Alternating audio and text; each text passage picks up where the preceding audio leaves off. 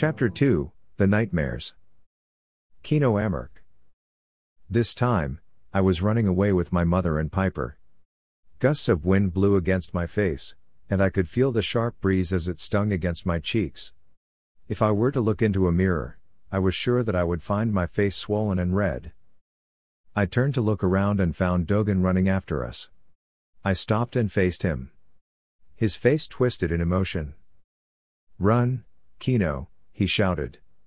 "If you don't run, your mother's going to die." But I did not listen.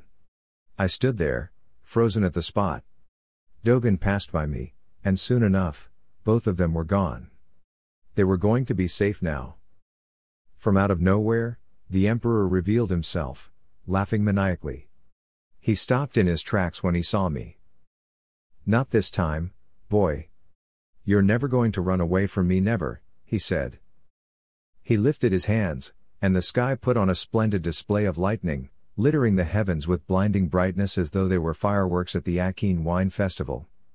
The roaring thunder followed soon after. "You're never going to escape me this time," he repeated. I wondered if turning invisible could help me. I winced as I tried to lose myself in power. My body flickered, but I was unsuccessful. The Emperor had raised his hands and, by now, lifted me into the air without much effort. I squirmed, trying to loosen his airy grip, but nothing happened. The air was closing in on me, and I could hardly breathe from the tight grip that robbed me of my breath. Maybe it was better like this. With me gone, Mother would not die. But she's already dead. No. This was real. Mother was still alive. The Emperor flew towards me, but before he reached me, vines ensnared his legs, circling his appendages and tying him in bounds. As the Emperor collapsed to the ground, I fell. "Are you responsible for this?" he hissed vehemently. Vines continued to sprout from the earth, and they covered the Emperor's arms and body. He screamed as he got lost in the tangle of leaves. From behind me, I heard loud footsteps. Pyper and Dogan came back. "Where's Mother?" I asked. Dogan knelt in front of me. "I have no honor," he said. "No. I saved her." "Not this time." "I saved her," I kept on repeating before I started running away from them. I pumped my fists as I ran, hoping that I could escape the past. I would do whatever it took to bring my mother back. Involuntarily, I turned invisible. Confused because I could not see myself, I crashed against a tree and stumbled. I woke up with a start. In the darkness, I felt Pyper's hand against mine. "It's all right. It's going to be all right," she said, trying her best to calm me. I was sweating from head to toe. I nodded in response, although deep inside, I did not believe her words. From across the doused bonfire, Mayo was snoring loudly in his sleeping bag. His hands were occasionally slapping against his cheeks to drive the mosquitoes away. "I had another weird dream," I told Pyper. "Is it about the Emperor?" she asked. "Yes. He runs after me, even in my dreams." "What happened?" "It's the same as the dreams I had for the past days. Except I paused." Pyper leaned closer. "What?" "This time, I couldn't turn invisible."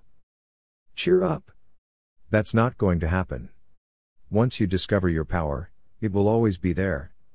She squeezed my hand as though to reassure me. I was grateful she did. But there was something weird with this dream. I defeated the Emperor, or somebody else did. "What do you mean?"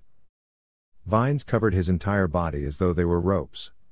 The Emperor was caught off guard, and he didn't get the chance to burn them with his lightning. Pyper scrunched her forehead. She tilted her head sideways as though thinking it over. Her blonde locks tumbled against her shoulder. "That's pretty weird. But then again, you were dreaming. It's not like it actually happened," she said, still trying to sound reassuring. "Well, yeah. But the truth was, I wished it was real. At least up to that point where the Emperor vanished and before Pyper and Dogan came running back towards me. Before Dogan knelt and told me, I have no honor." Suddenly, my eyes blurred, and I sank my face between my knees. I felt a lump rising in my throat, and I could hardly breathe again.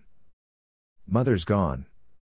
Each time I remember that I would never gaze at my mother's face again, I would feel a dozen vivid emotions.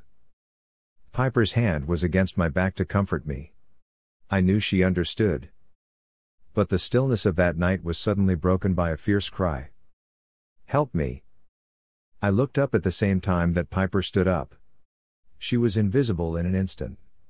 It took me several seconds to follow suit. "Help!" Pyper and I moved closer to where Mayo was and found him squirming in his bunk. He sat up and pushed himself upright. His eyes were big and round as he eased in his position and tried to run. Only, he could not. His body twisted in an attempt to raise his legs. When he managed to stand up, he leapt awkwardly before falling to the ground. Pyper became visible again, and I did the same. The night sky made it difficult for me to see what was wrong with Mayo's legs. "Goodness, Kino!" Pyper squealed. I leaned towards Mayo and looked at what caught Pyper's eyes. There in front of us were Mayo's legs, bound tightly with vines.